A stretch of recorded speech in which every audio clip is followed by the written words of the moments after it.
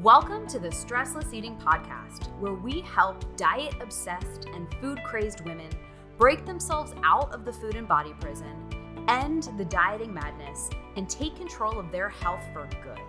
I'm your host, Leanne Ellington, and this podcast is about answering one question. How can you heal your relationship with food and your body and take a practical approach to this whole self-love journey, but without all that restriction, obsession, and shame, and without needing years of therapy to do so? If you want to know the answer, you're in the right place. All this information is 100% free, so please subscribe to and review our podcast. Hey, so today I'm excited to bring you a special episode where you're going to get to hear from one of my amazing stressless eating clients. Now, I've told you before that I am not here to persuade you or convince you or try to sell you on the fact that the diet mentality is the real problem here, and that the journey that I believe all women need to go on to create their freedom only comes when you take the time to heal your relationship with food and your body and yourself. So instead, I'm just going to let you hear it from women who have been where you are and have been locked inside their own food and body and shame prisons, and they've come out on the other side victorious. I'll let you hear it from them and see it through their eyes. And remember, this is a pretty big deal for these gals to share their journey because remember, this topic tends to carry around a lot of weight and a lot of shame.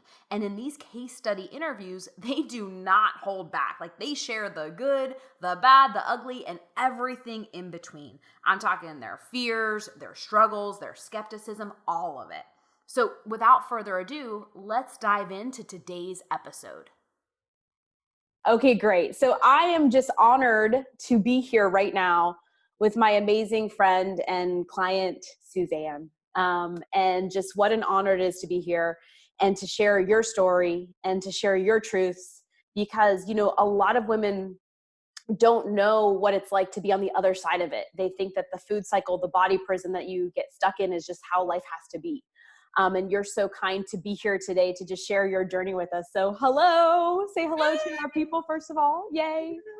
And you know, here, what I described about this video was just, and I'll kind of set it up and then we'll move into the first question, but like really you carved out this food freedom and self-love for yourself in months instead of years. Like, it doesn't have to be this long drawn out process. You don't have to go, you know, rehash old wounds. But you know, what I wrote about this and you know, check with you to make sure this was accurate in your words. But like, you know, you've been stuck on the diet roller coaster for decades and you thought you were just one of those people that would have to live like this forever. And, you know, your life was filled with a lot of success and all those like external accomplishments, but deep down you were living in that sadness and that disappointment and feeling like you knew there was so much more to life, but you didn't know how to break out of the vicious cycle. And on top of the food and the body and the self-rejection prison that we're going to talk about, and we're going to talk about that self-rejection as it was the key word for you, and you felt powerless to escape from it, it also kept you from putting yourself out there to find true love and find a partner, because you knew, like I remember on our first call, you knew deep down that if you didn't find it in yourself first, you were never going to be able to fully receive it from another. And so you were apprehensive, but you knew something had to change, and you booked a breakthrough call with me. And, you know, the truth is you weren't sure if anything could help you at that point. But flip-flopping between being an extreme dieter and restrictor to being, you know, a binge eater, it was no longer acceptable to you, and you got started in the Stressless Eating program that day. And so we're here today, and we're going to share your journey, your struggles, like the good, bad, the ugly, all the things in between, your shifts, and then what really finally enabled you to really forgive yourself and love yourself and set yourself free. So thanks for being here, first of all. Thank you. Yes, absolutely. So just to you know, really kick things off, like if you wouldn't mind just sharing, you know, before we met, you know, where were you? You know, where were you before you started the program? Like, what was your life like? What was your relationship with food and your body like? What were those internal conversations day in, day out? What was that like for you? Yeah, I think it's interesting to think back to that time. It's actually kind of painful to think back to that time, to think of the conversations that I was having with myself and about myself, and how I was showing up in the world was completely different from how I was feeling on the inside. I think those who knew me really well were surprised when I started working with you and opened up a little bit about how I was feeling about myself, they're like, "You're so confident and you're so successful, and your life is completely together, and you've got all these great things going on." But the reality was, I was in an internal war with myself, and it was a hateful, mean spirited, vicious Mm. war that I was having with myself. And the things that I was saying to myself about myself were not kind. I was hanging on to any mistake that I made and ruminating on things over and over again, having fights in my head, and being continually disappointed with myself. And it was a bad, bad cycle that drove me, you and I, through the work together, I've charted out, like, I do this, and then it led to this, and then it led to this. And it was, a path of self-loathing and self-rejection, that then I would turn to food to soothe myself, which obviously does not soothe anything, and just made me hate myself more. Mm. I was kicking myself all the time. Why can't you be stronger? Why can't you have more willpower? Why can't you figure this out when you're able to be successful in your career, and successful in building friendships, and successful in, creating a home for yourself? But I was failing in this area, and I was drowning. And what was your relationship with food like before this? Like, what had you tried? What wasn't working for you in the food and body department, so to speak? Yeah, for the amount of time that I spent thinking about food and fixating on food and obsessing about food, I was not spending a whole lot of time preparing food for myself. Mm. And I was in this weird cycle of denying myself food, and then getting so hungry that I would eat anything that was there. And unfortunately, the anything that's there is rarely something that's actually going to nourish you. It's typically something that is going to have a cumulative negative effect for you, Mm. and not make you feel like you have nourished your body and made yourself stronger. But I was constantly snacking. I was ignoring my body's cues of when I was thirsty or when I was tired, and I was just feeding it. Yeah. And if I was angry, I was feeding it. If I was sad, Mm. I was feeding it. If I was lonely, I was feeding it. Yeah. And instead of saying, "Oh, you're tired, go to sleep." Yeah. Um, "Oh, you're lonely, call one of your friends." Or "You're stressed, go for a walk or Yeah. meditate," or a healthier um, approach to what could actually solve those feelings. Everything was related to food, Yeah. um, and denying the things that the painful emotions that are part of the human experience. Yeah, absolutely. So food was like your go-to. Like, it was the one thing that was always there when you were stressed, when you were sad, when you needed comfort, or, convenience, or, procrastination, or anything. Like, food was like your go-to. Absolutely. Oh, always. Yeah. And it was my excuse for everything. "Oh, this didn't work out. It's Yeah. because I'm heavy. Oh, this didn't work out. It's because I don't take care of myself. Oh, this," it Right. became my excuse too. Right. So it was like a hiding place for you. Totally. Yeah. Yes, I was completely hiding in it. Yeah. And what had you tried before you found me? Like, what were the different things that you had done over the years? Because this was like a lifelong struggle for you before we met. What Oh, other things have you tried? yeah, I did Weight Watchers. I had tried other diet plans, but Weight Watchers had worked fairly consistently for me until it didn't. I had worked with a personal trainer. I had done exercise, a variety of exercise plans, and they all worked for a little while, Yeah. until it was too hard to stick with them. And then Yeah. I would hate myself and beat myself up again, and Hmm.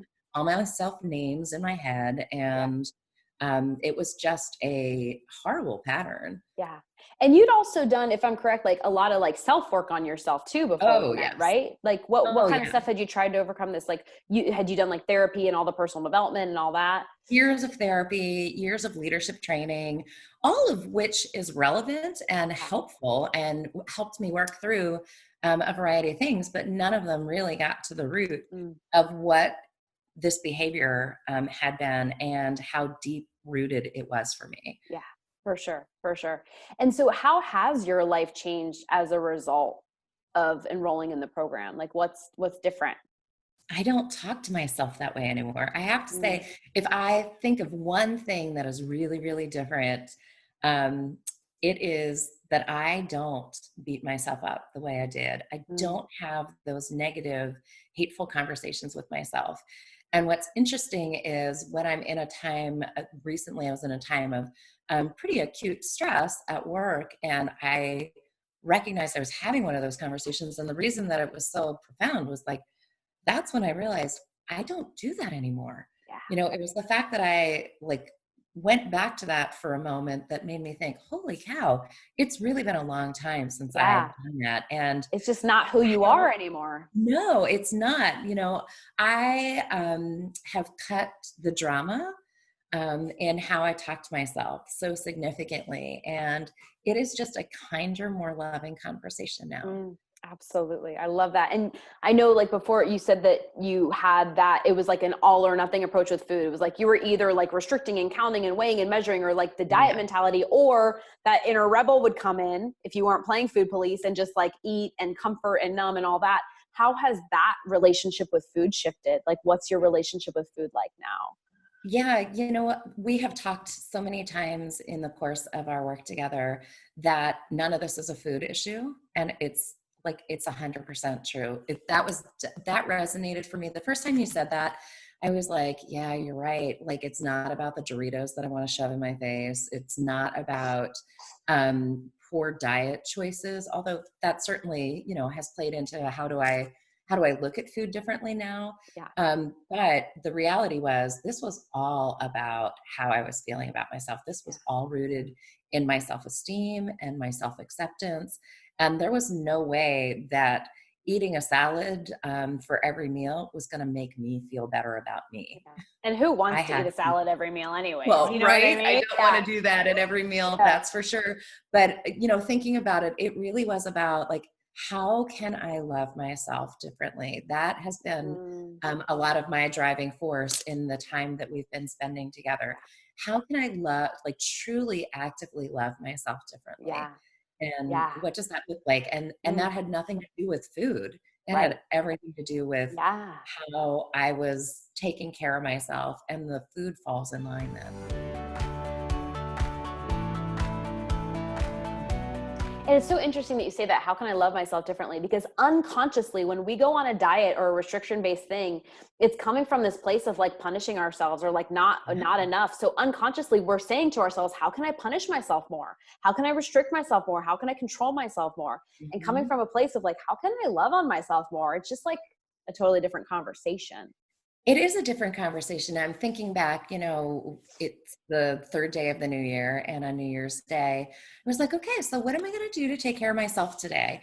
Mm, Okay, I want to take a walk, and I want to meditate, and I want to do, I really thought about what are the ways that I can take care of myself as part of that day. And it wasn't like you have to go for a walk because you ate cookies yesterday. Or you yes. have to like go have a hard workout because you did XYZ. Right. it That punishment piece of this has gone to the wayside, Mm, thankfully. That when I am wanting to take a walk, it's because my joints feel better when I take a walk. It's yeah. because I want to move my body and it's itching to move. So I'm Yeah. listening to that call from within, like, hey, we're ready to get up and go do something. Okay, Yeah. let's go do something instead Absolutely. of going to the pantry to grab a bag of chips. Let's Absolutely. go walk around the neighborhood, or do something in the house, or whatever it is to be Totally. more active. Yeah. Yeah.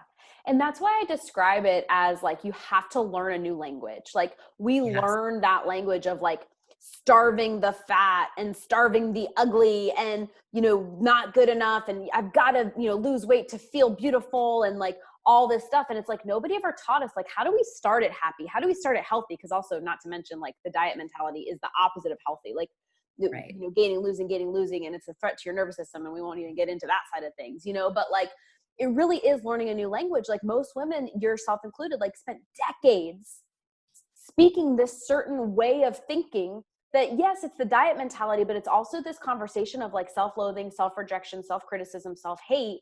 And it's like nobody's talking about how to shift the pattern of thinking. It's always just about like a diet or a weight loss or an exercise program or all that. And like, I love how you just said that you're just like, you're speaking differently to yourself. You're Mhm. practicing this new way of thinking in this new language. Yeah, and it's interesting that you brought up, like how does your brain react and what is happening in your body? Because part of what I was doing in self-rejection and the self-perpetuating of not taking care of myself, I was constantly running at the very last minute for things. And I was creating a tremendous amount of stress for myself Yeah. that could be alleviated by leaving 10 minutes earlier. Yeah. Right? Yeah. It was such a simple solution. And I can't tell you how many times I remember driving to work with a knot in my stomach, like I'm going to be late, I'm going to be late, I'm going to be late. Oh my God, later than I want to be. And then I'd be kicking myself like, God, you did this again. You did this to yourself. And I don't have those conversations anymore because I was able to say, like, hold on, what is the thing that is creating this feeling of stress and anxiety? And it was being self-created. Right. That was, gosh, what an amazing Yeah. discovery during this work to say, you're creating that feeling and you don't have to. Yeah. And that's such a beautiful example of, first of all, like people are like, wait a minute, how is that side of things related to my physiological state or my weight or my metabolism or anything? It's like, it's everything. You're in the sympathetic branch of your nervous system all the time, like always in that like fat storage mode, but it's more than that. It's like, those are the things that get in the way that cause you to overeat when you're stressed and Mhm. when you're like running on empty. And it's like, that's when we reach for food. So it's like taking those things out of the way, you know? But the other thing that you just said that like it was behind your words is like, it wasn't a conversation this time of blame. Why do I do that? Why can't I get it right? It was radical ownership and radical responsibility, which is like one of the biggest philosophies in the program, because Mhm. most of us have only learned how to blame ourselves or shame ourselves or berate ourselves. Oh, definitely. This program has been such a reminder of self-empowerment. I know that there have been so many times that, I'll think about, I am empowered to do this. Like I have choices and I had forgotten I had choices and that all of the choices that I make throughout the course of the day can lead me to have a really awesome day or a really crappy day. And it's not the external forces, it is about my Oh yeah. decisions as I go through my day. And I'm typically a fairly cheerful person, just naturally, that's my disposition. But I was at war with that at times too, just Yeah. creating stress for myself where I wasn't getting to enjoy who I naturally am. Yeah. And you were walking away from alignment rather than Yes. walking Oh, towards who you completely. are. Yeah. Yes. It's so And interesting. not giving myself permission to even acknowledge who I knew I could be or wanted to Right. be. It was easier and safer to pretend that that was externally controlled instead of Yeah. internally empowering myself to say, if this is who you want to be, it's within your reach. Go get Yes, it. absolutely. And that's what we mean by it's not the food. Like this is Right. like a lot of women that come to work with me, they're like, okay, Leanne, teach me the stressless eating strategy, And I'm like, okay, cool. We'll Mhm. get to that. Like we're going to talk about the freedom goggles, the food goggles, all that. But first we have got to start at your self-image. Cause I could just flat out give you the philosophies and the kind of like process of how to shift your brain Mhm. around food. But if we don't identify all those weeds in the garden of your mind that are causing you to think and act and feel and behave like a self-sabotager or not good enough or shaming yourself and self-rejecting yourself, like Mhm. it won't matter. And oftentimes like you can attest to this, like once you even get to the food stuff, because it's a couple weeks in until we even get to the food stuff, Mhm. it's like it's almost like a non-issue when you get to it because all the other stuff that was causing you to overeat is gone. Right. It's interesting that you say that. When we approached some of the food experiments going along, it was so helpful to have you to talk to Mm. go through those because I did take a couple steps back at that point Yeah. and got stuck in the mentality of dieting and oh Yeah. my gosh, and restriction and what's good and what's bad and what's allowed and what's not allowed. And instead of reminding myself, this is an experiment, number Yeah. one, which means this you're supposed to be trying something new Yeah. and it's not forever. Um, but also, it helped me to see where I still had weeds. Yes. Like the weeds in the garden of your mind, man, I had a lot of weeds to Oh pull. yeah. I And had a whole lot of weeds to pull. totally. That's exactly why we do it. And we do it right in the middle of the program so that you're still supported. So we can see, okay, where is that old fired and wired experience coming in? Where do we need to shift that? And it always comes back to, as you know, it's when we get focused on the content rather than the intent, like our intentions behind it, you know what I mean? But like I do it purposefully because we've got to figure it out while we're in the trenches, so to speak, of like, Yep. so this works in your real world life so that this can become a forever way of thinking and a forever way of being. And it's like all the breakthroughs come from that. You know what I mean? Yeah, it was so interesting to learn about success is 50% the stories that we're telling and 50% the strategy. Because in the past, everything that I had done was about the strategy and never about the story. And I know that I've shared with you previously, I was frustrated when I would go to just like my family doctor for a yearly checkup.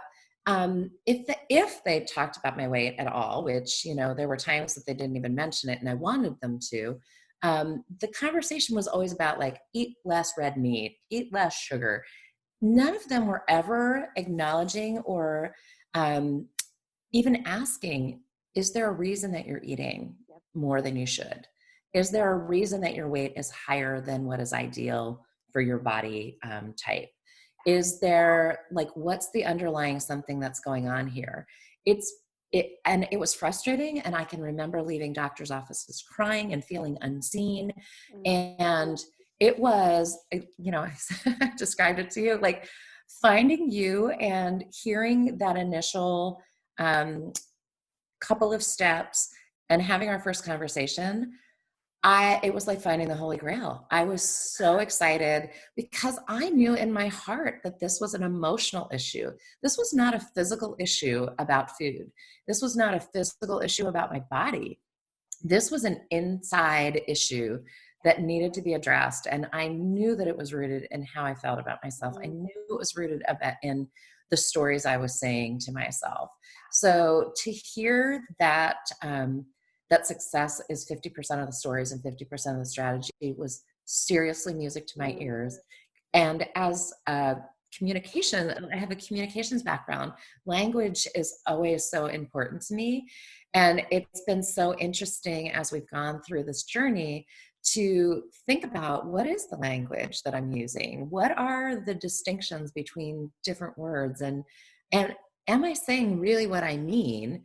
And is the language that I'm using kind to myself? So that has been such a novel and different approach that I would say, if I had to describe what's the biggest difference in doing this program versus any other program that is out there, that's what it is. It's about what are the stories you're telling yourself? What is the internal conversation looking like? How do you address that? Because if you don't address that, you can do every diet, you can do every workout. It is not going to work long term.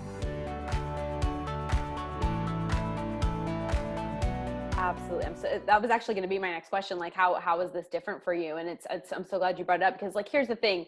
Yeah. The strategy and the stories, the strategy is one piece of it. Like, don't get me wrong. I want everyone to have a better strategy than dieting, restricting, counting, weighing, measuring, judging, controlling, shaming. That's not a good strategy.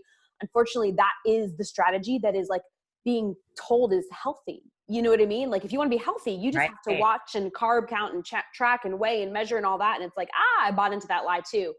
The strategy doesn't work, right? So I want everyone to have a better strategy. But if unconsciously or subconsciously, while you're using even a good strategy or a strategy that works or sets you free, if unconsciously or subconsciously, you are telling yourself, it doesn't matter. I'm never going to stick with this anyways. Or there's something wrong with you, or there's you're unworthy of being a certain size or weight or being loved or anything like that. Or if unconsciously or subconsciously, you're calling yourself a self-sabotager or telling yourself you can't trust yourself, none of it matters. It's gotta be both. And that's what I discovered too. Not only was I sold a bad bill of goods, this whole diet mentality thing and weight loss mentality, not only does it not work, but it's actually dangerous. It was harmful for me. I call it the cost of skinny. I believe that every woman has their own.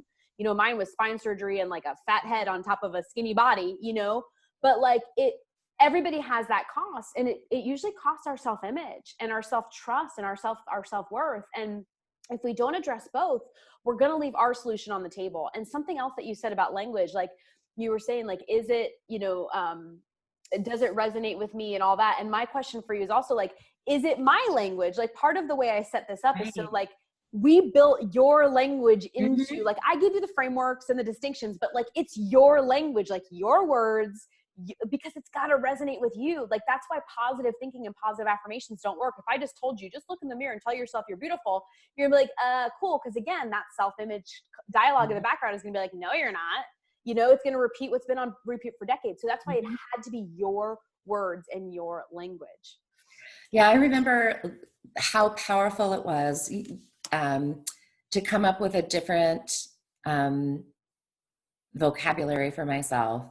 But really, like, one of the startling moments during this journey was I could look at myself in the mirror and say, oh, you're cute, or you're beautiful. Or I could also look and say, oh, you look pudgy, or, anything else. But one of the turning points for me was the day that I looked in the mirror and said, you look lovable. It was so huge and profound. I remember that on the call, and everybody was like in tears. Yeah. I mean, I just teared up thinking about it. I mean, Because that's a lifetime. that was language I hadn't used in such a long time for myself. And that is about who I am, not about how I look. That is about, am I allowing all of the beauty on the inside to come out and be shown on the outside? Wow. Yeah. And you can't buy that. You can't produce it from a diet. It has got to be discovered. Yeah. It has got to be discovered. An internal job. This whole thing is an internal job. Wow. That's amazing. I'm so glad that you shared that. And really, like, I really did tear up. You felt it. No, I get it. Like, I mean, that's the thing. That's what we're all waiting our whole lives to feel. It's not a seeing, it's a feeling, what I mean? And you can't give that to somebody. You can guide them, and that's why I'm always like, ladies, like, I'm teaching you how to fish. I can't give you anything, it's yours. You've got to claim it. It's true.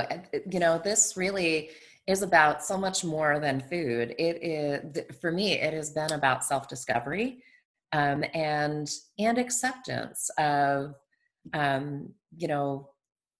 every part of human life is going to have happy times and sad times. And one of my discoveries had been how averse I was to having to go through sadness. And not allowing myself to even name sadness at times. So that has been really huge. And to allow myself to say, instead of I am sad, I feel sad. And there's a big difference in that. Like, I'm not a sad person, but it's okay to feel sad. And learning how to move through it and not sit in it and let it fester. Exactly. And having those tools. Yes. That's been extraordinarily helpful. And go ahead. Oh, I was going to say, like, one of the things I wrote down, in thinking about us having this conversation, that I remember writing this line that I'm on a mission to heal the things that are keeping me from being my higher self. Wow. Yeah. How's that mission going? It's going really well. Yeah. And it's a lifelong mission, right? So it never ends. It's not going to be like, check, done. I can say check, on my way. Yeah, totally. Yeah, absolutely. How many times have I told you, ladies, like, this is not me coming from some high mountain. Like, I was just in my own shit the other day, and I had to use this tool that I'm teaching you and this tool. But the difference is, it's not that the curveballs are going to stop coming. It's who we show up as in the face of it that transforms.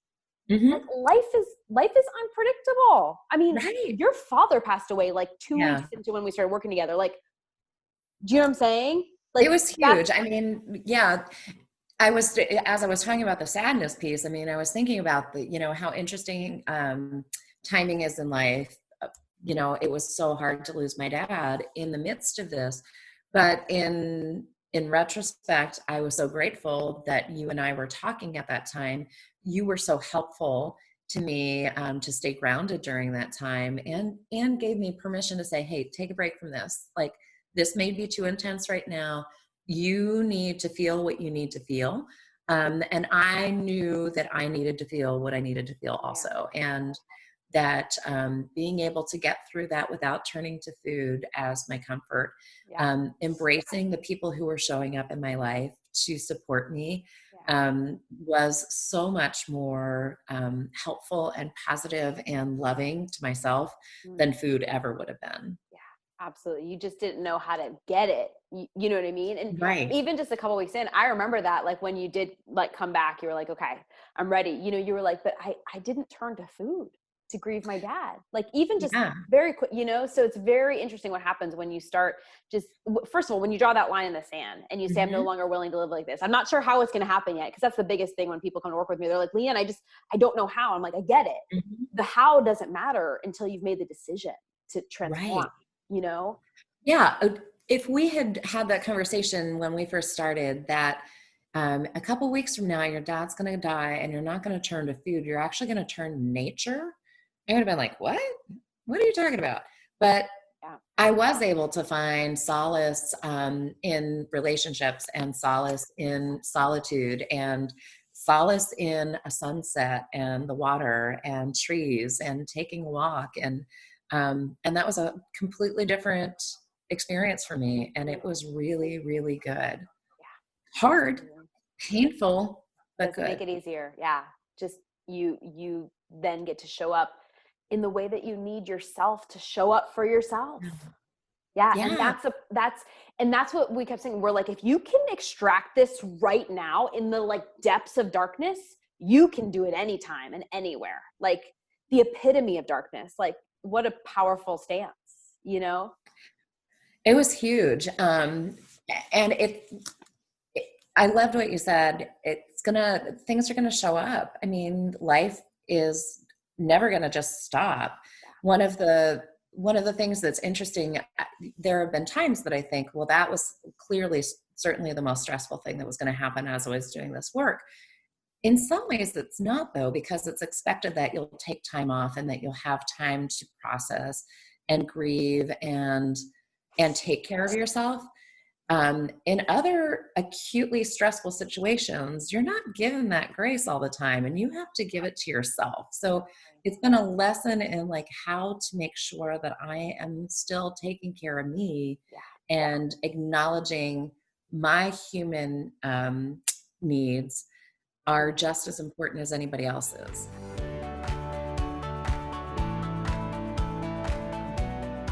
So I wanted to ask you, I asked you beforehand if it was cool to talk about this, and Yeah. so graciously, because I think it's so important that the women hear this. And, on our very first call, one of the things that we discovered and uncovered was that this relationship with self, and then and here's what I'm going to say this very specifically, like, it wasn't your body that was the problem. It was your relationship with yourself and the habits and the fired and wired patterns. It was like a heart issue, a head issue, a mind issue. And that was causing you to physiologically, use food and not take care of your body and carry around extra weight and all that. Right. So, but that was keeping you also from inviting love into your life. Like, you were very clear that, like, hey, God has a plan for me. Like, I'm not going to be alone, but I know that who I'm showing up as right now, I'm not meeting God halfway, and I wouldn't be able to receive this love. So when we decided to work together, it wasn't about like, hey, let's get you a man. It was very clear, like, no, I need to find the love in myself first, But over the course of time, you found that love in yourself and you invited love in from the outside. So can you just share a little bit about that and your experiences around that? Sure. You know what? It is interesting because I would say how I defined a lot of my adult life was based on being single and feeling shamed of being single. And Yeah. I think that shame was not about the fact that I hadn't found my partner, but the shame was about how I knew I was feeling inside, and that's what was keeping me from finding a partner, because I knew that I was not going to show up for somebody in a way that I would want to, because I wasn't showing up for myself in that way. Yeah. And it has been interesting. I didn't spend a lot of time looking for a partner. In fact, I was defiantly not on any online dating sites. I Yeah. was not um, saying to friends, "Oh my gosh, who do you know to set me up with?" But it's interesting, as I've gone through this process, as I was starting to feel better about myself and really healing the conversations and embracing a different way of loving myself, in actively loving myself and talking to myself differently, I was showing up differently in the world. So it's not a surprise that I had colleagues that I knew just kind of on the surface who out of the blue said, "Are you seeing anybody? Like, I have somebody to introduce you to." Like, and that had not been happening previously. And also not a surprise, I had this really fun adventure that I was on with a bunch of my friends to get to all 50 states before we turned 50. And um, I came back from that and felt great about that accomplishment and just was feeling so good about where I was entering this second half of my life. It's not a surprise that I came back all zen from that trip and feeling great. And somebody just showed up a couple days later and brand new person, and he's lovely. And it has been very natural and very fun. And he's super supportive and kind and loving, and I'm able to return that to him. And he's super sweet, and he's not trying to tell me who to be or what to do. He is maybe one of the kindest reflections back to me that he said is, "Gosh, you're really just peaceful." And I thought, gosh, that is so cool that that's what you're seeing, because that's how I'm feeling. And that's not how I used to feel. I didn't feel peaceful. I was at war with myself. So the fact that that's who I'm showing up for, another person to be, is really awesome. Yeah. And it's been fun and sure, a little scary because it's been a little while since I opened my heart. Um, but I'm definitely looking at it as like a new adventure and a new challenge. Um, and I've been enjoying it. And, part of our journaling process that you invited me into was talking about being grateful in advance for things that you wanted in your life. And it's interesting that as we've dated, I went back through my journal and I wrote down everything that I had in my journal of being grateful in advance regarding a partner. And he hits every single thing that was on that gratitude Yeah. list. It's a And coincidence. right. That has been really eye-opening and fun to see that what I put out and said that I wanted, I actually called into my life. And um, Yeah. And like, would you it speak? helps me to think about, like, what else do I want? Like, Mhm. how else do I want my life to transform? What are the Yeah. other things that I have the power to create by how I'm being in my life? Yeah. Absolutely. Absolutely. And like, so would you speak to a little bit, like, let's say he magically showed up, a few months ago and you weren't feeling the way you're feeling, like why did you have to become who you became for this relationship to work and to be able to receive this kind of love? Because like, now I'll brag about you, like, you have a man that absolutely adores you and he sees the beauty in you, he sees the essence of who you are, he loves you for all the reasons that any woman wants to be loved, like the utmost in acceptance and connection and care, and just treasures you. Why is that only possible for you now versus who you were before? Because who I was before, I wasn't showing who I really was. I had armor up. I had a mask on. I would have shown up and tried to be what I thought he wanted me to be instead of just being who I am. And it's been one of the most wonderful parts of this relationship is how I just showed up as me. One of my friends said recently, "Now, when does the good behavior end? Like, have you guys seen each other in situations where you're not happy or something?" And I said, "No, no, no. Like, this is the first time in my life that I've shown up into a romantic relationship completely as me. Mm, Like, what you see is what you get. And I've never done that before. Wow. So powerful. Like, I just get to show up as who I am, and I'm not wearing a mask. There's not this energy expenditure of trying to pretend that I'm somebody that I'm not. Like, you just get to be you, and it feeds into more of that because he loves and appreciates you. That's exactly it. I don't have to worry that he is attracted to something that I'm not, some, character that I'm putting out there, or not letting him see all of me. I want to be loved unconditionally. I think humans want that unconditional love. And I was not capable of putting the barriers down previously to let somebody really see who I am. I was so fearful of rejection, and I was self-rejecting, that I was only putting out what I thought other people wanted to see. Um, Wow. How freeing is and that? That you now I get to just be me. I just get to be. I love it. I love it.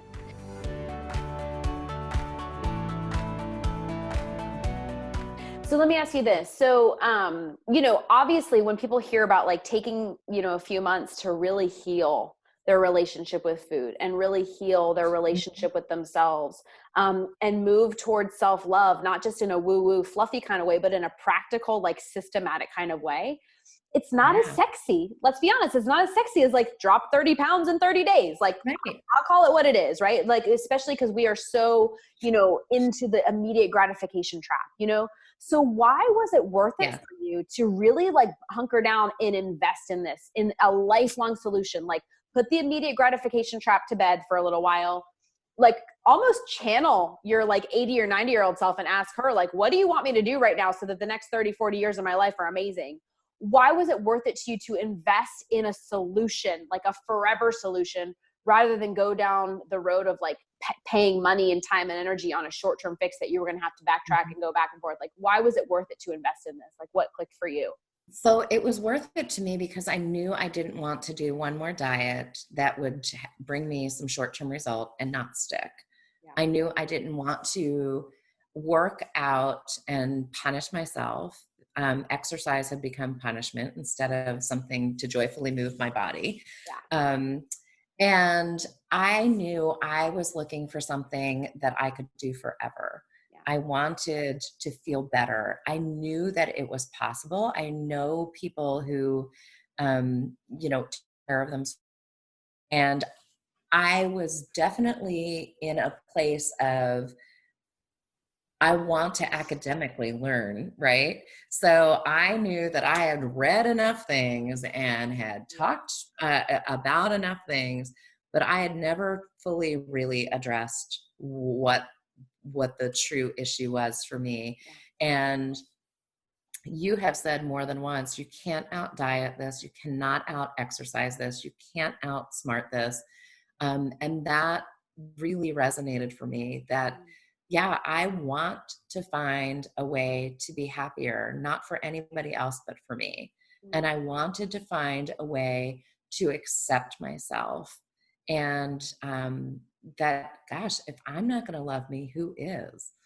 Right. So if Yeah. I knew that I wanted to have a different way of living my life, then I was going to have to like really kind of explore what needs to change in order for me to do that. For And sure. I think one of the things I've really loved about working with you is that it's not a, hey, here's day one, everything changes, right?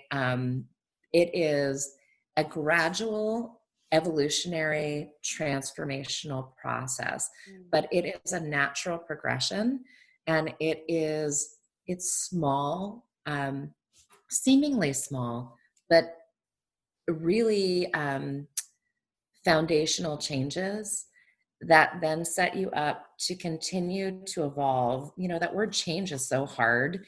So I have often not thought about this as how am I changing my life, but how am I evolving into my next iteration of me? I love it. And yeah, how am I growing into that next level of who I want to be? And I loved, there was a point in the last few months that I ran into somebody that I had been friends with about 20 years ago. Yeah. And as we had some conversation and got to hang out a little bit, he looked at me and said, "Gosh, you have up leveled your life." And I thought, yep. And I'm glad that Yeah. it shows. Yeah, it was really, that was so cool to Yeah. hear somebody say, Yeah. And you could because own it when they said it to you. I did own it because Yeah. I know I've done the work, and but it was not like, hey, January 1, here's my resolution. I'm doing all these things, and sticking to the, like, some hard, rigid, self flagellating way of doing this. It has been really gradual and natural. Yeah. It's so powerful when you see that reflected back to you, Yeah, and it's not about that your was weight. beautiful. It's not like, oh, you lost some weight. It's like, no, you're just a person, you know? Um, so yeah, my last question for you, and it's kind of like a two-parter, but Uh-huh. like, one of the things that comes up a lot before women go to do this work is they have a lot of fear, that they're going to have to go, they're like decades of, patterns. I have to go like unhash what happened in my childhood. And like, I mean, you and I are no different. Like we both like struggled with this since childhood. Of course. And like one of the things that I always talk about is like, no, we actually don't want to go back in the past. Like we want to acknowledge what happened, and like we've psychoanalyzed that to death. That's what a lot of therapy does. Hmm. And we want to get solution focused and future focused, like present and future focused, and not dig back into the past. So that's one element. But like, so my question for you is, to any woman that's watching this and they're sitting on the fence out of fear, or they have fear, like doubt that they'll be the one person it doesn't work for. I hear that Hmm. too. I think you were that person. I'm going to be the one Oh, it yeah. doesn't work for. I'm like, oh, so anybody that's sitting on the fence to take this leap and, and talk to me and have a conversation about the reality of what's going on. And it is not a food and fitness problem. And they also have those fears of like, oh my gosh, I don't want to go back and unpack all that. Like, what would you say to anybody that's sitting on the fence about actually taking the steps to transform their lives in this capacity? Yeah, it's really that is an interesting question, because you and I talked about that a little bit, and I had spent a lot of time in therapy, unpacking things from the past, and there can be a lot of value to that, and it can be helpful. But the reality is, it is only helpful to do that if you're going to actually do something with it. And unpacking something like that doesn't serve you if it just becomes one more excuse. And the reality is, you don't need to do that. You don't need to go back and relive and rehash and do that. You can say eyes forward, and let's look at what does the future look like. The past is done. It doesn't need you anymore. And you can find ways to peacefully resolve that and thank it for the lessons that it brought you, painful though they may have been, and recognize today is owned by us right here, right now. And if we're looking towards what do we want to be, if you're watching this, it's because you want something different for yourself, and it's because you know in your heart that you deserve something different. And making that leap, is saying, I'm worth doing this for. And it's not about anybody else, and it is not about the way you look, and it is not about somebody else's expectations, and it is all about being worth it. It's all about saying, I'm going to do this just for me, because I deserve to feel as good as I could feel in this one life that we get, and in this Mm, one body that we have. mm. Wow. It really, I mean, that's what it is. It's like, this is your one life, Yeah. and you do have the ability to transform it. Wow. So beautifully said. Yeah. Thank you so much for being here and sharing this. Is there Thank anything, you. anything that is on your heart that you want to share? Anything I haven't asked that you feel like you want the women of this world to know about this journey, or about you, or, I would um, say, like, the other piece that we didn't talk about, that was so meaningful for me, has been the opportunity to work with you mm, and the support that you give, whether that is through weekly calls with all of the women that are working on the program, whether it's the one-on-one calls, or whether it's the help desk. So you are available all the time. And mm, when you have a question, or you hit a roadblock, or can I run an idea past you? Or, we talked a little bit even today about like choosing a word for the year, and you invited me to think about it a little differently. Those nuggets are so helpful, as you go through this. But the community of women is so supportive, and the weekly calls, making time in my calendar for that was the first way that I recognized I was showing up for me in a different way, that I scheduled those on my calendar, and they're sacred, and they are not to be scheduled over. They are not to be moved. I have rarely missed a call because I think they're so important, and I've learned so much from the other women sharing so openly and so freely what they're experiencing as they're going through this. And one of the things that I've thought about with those calls is it's almost like it's a practice time for me to say out loud who I am becoming. Yeah. For me to own that out loud in a really safe space helped me to practice saying that to other people in my life. Yeah. And there were things that I shared on those calls that I hadn't shared anywhere else yet. And it helped me. I'm a verbal processor, so it definitely helped me process what I was feeling and what I was learning and how I was approaching my life differently, who I was being. I got to practice that on those calls in a very safe and supportive environment, and I loved that. So powerful.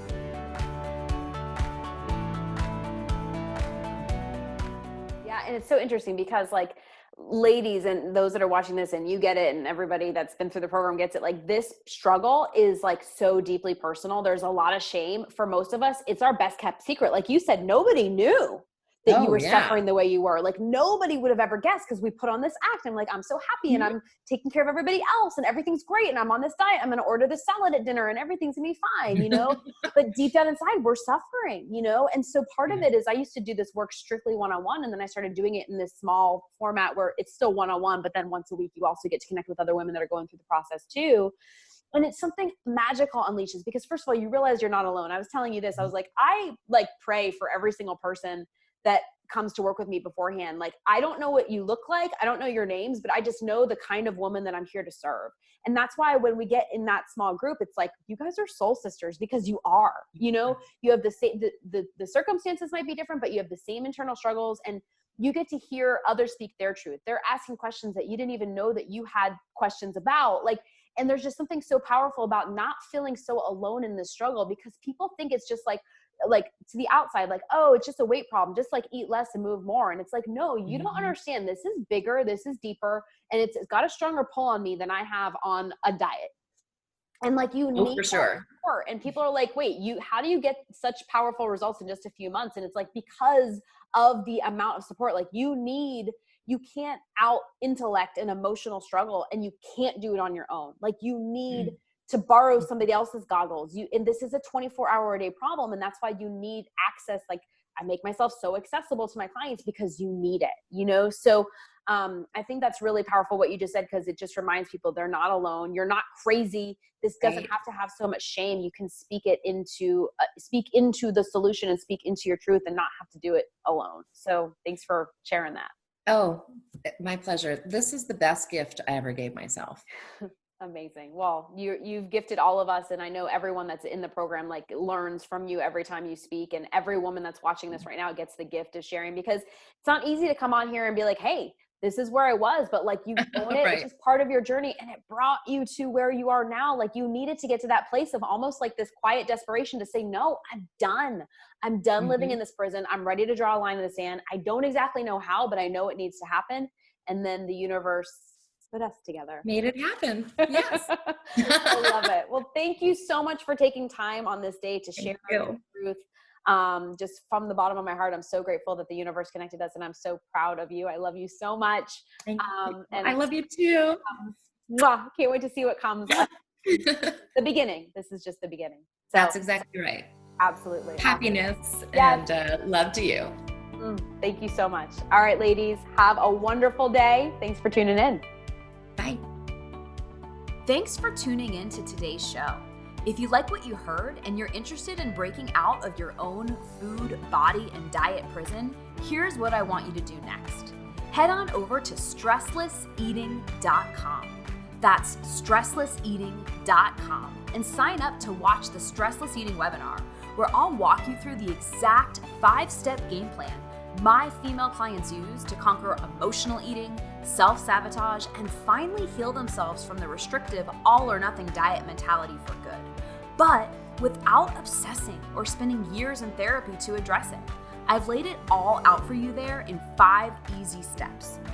Remember, healing your relationship with food and your body does not happen by itself. You need expert guidance to make it happen, and we've helped clients all over the world take back their power from the food and find true and lasting freedom, while enjoying life and warm chocolate chip cookies along the way. To see if we can help you do the same, head on over to stresslesseating.com. I'm Leanne Ellington, and I'll see you next time.